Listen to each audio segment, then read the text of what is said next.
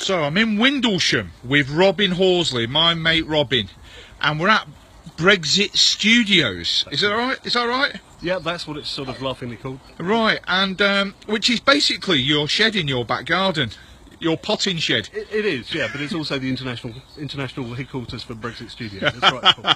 Excellent. Now, joking aside, what you're doing here is very serious. It is, yeah. Because you've literally taken off 3 months from your job. Yeah. You've quit your job for 3 months to focus entirely on this. Now explain to us exactly what's going on. Okay, so for the next 3 months I'm focusing my time entirely on researching the whole Brexit question, basically. Right. To examine each of the issues that surround the central question as to whether or not we should leave the EU or not. Right. And producing a whole series of videos on each of those issues. Right. Okay, and I assume you're going to examine in depth some of the key issues. Absolutely. So all of the things like, for example, immigration, Yeah.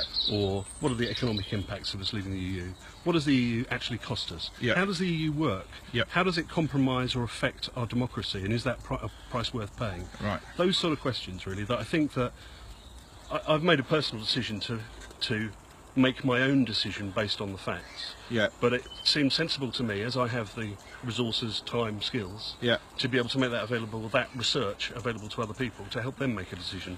Yeah, I think it's a very worthwhile thing that you're doing. I mean, I've pretty much made my mind up, but I speak to a lot of people in the community who haven't made their mind up, and the common thing they're saying is, well, do you know what, I don't really fully understand what it is that I'm voting for.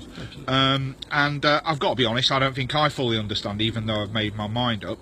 And I think that's why this is so worthwhile, because you're going to delve down deep into some of the key issues. Absolutely. I think it's easy to make an emotional decision. Yeah. And you can do it in either one of two directions. You can either say, look, we want to be in control of our own nation and our own democracy. Yeah. And you can say, therefore, I think Brexit is the answer. Yeah. Or you can look at it from the other point of view and you can say, oh, well, what about the jobs? What about the financial uncertainty, all that kind of thing? Yeah. Well, let's try and quantify those things, really. Okay. What do those things really mean? And then make a decision based on the facts. Okay. I think we've all got a starting point, Paul, as to Yeah. how we sort of instinctively feel. Yeah. But the reality is, the whole point of a referendum, the whole point of a democracy, is that we make reasonable decisions about things. We're not just led by, the tabloid media giving us reactionary views on things. We need to be looking at it seriously. Yeah. And that's when we use collective intelligence to make decisions, we make the best decisions. Yeah, no, absolutely. Now, don't let this shed at the bottom of Robin's garden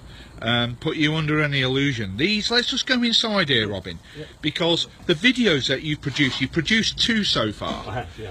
And, they're actually very high quality. As somebody who's in media myself, I actually was quite surprised because I saw the pictures on Facebook of you setting this up with your daughter. Yeah. And, it's actually quite surprising how professional and slick these videos are. Just talk us through your setup here. Well, just before I do, Paul, I mean, Yeah. the lesson you say that, my daughter's helping me set this up, that's right.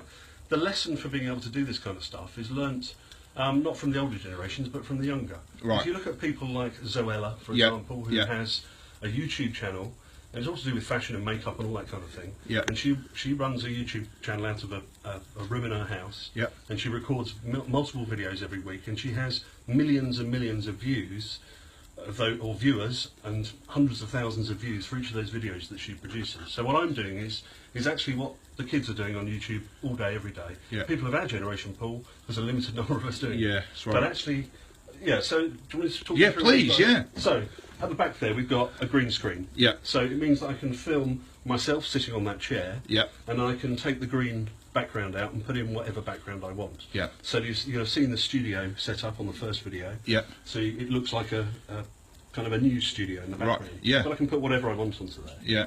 And I've got lights here, so I light the green screen at the back. Yeah. And then I light myself or somebody else, or I'm interviewing somebody else as the Right. subject. Yeah. With these 2 lights here. I've got a boom microphone here, Yeah. which is a directional microphone, so it'll just pick up the sound from that area, so I won't get too much of the sort of Ambient sound noise, yeah. around. Yeah. And then what I've got here is a very old PC and a very simple auto cue system. Right. Now that's set up purely with, it's actually made up of a picture frame and some reflective glass, so Right. whatever is shown on the computer screen or the laptop screen is then reflected onto the glass, and the camera looks straight through the glass. Incredible. So I sit there and just read what I've previously written off of the glass. Right. As long as I animate it and try and present in a way that I sound like a human being as opposed to somebody just reading some text, Yeah. it kind of works. Yeah, it works really well. Like I say, the quality is superb, and you come across really well on it. So you've obviously spent a lot of time writing your scripts and all the rest of it. So you've produced 2 videos so far. How many more can we expect? Well, I think my target will be to do at least 1 a week. Yeah. And I think that will provide enough content to cover all of the major issues. But what I may also do is, particularly at the latter stages of the campaign, when I think the whole debate will intensify, is produce some other videos, probably reviews of what's being said in the media and that sort of thing. Okay, a bit of punditry then. A bit of punditry, yeah. Right. Because I think a lot of this is about really getting behind the argument. So, for example, David Cameron says we're safer, stronger, more secure than Europe, but it doesn't mean anything unless you delve beneath that and try and understand what he's trying to say, and understand how valid you feel that is, because it's the degree of validity which will decide your vote, or it should do. Yeah, absolutely.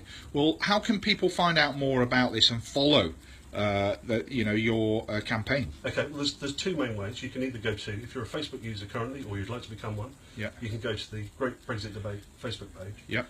And Facebook, as you know, is built for commentary. Yep. So the idea really is that I hope that each of the videos that I produce will generate a debate in themselves, because I'm not suggesting for a moment that I've got all the answers. Yep. I'm just going to do some research. Yep. The conclusions that other people draw from that are their own conclusions, and so I hope it'll prompt a debate. You'll facilitate the discussion. I hope so. I hope that's the idea. Well, Robin, brilliant. Thanks very much for taking the time to talk to us. We're going to follow this with great interest and hopefully publish some of your videos as well. Right. And really interested in what you've got to say in these videos, as I'm sure many residents across Surrey will too. So thank you very much. Thank you, Paul.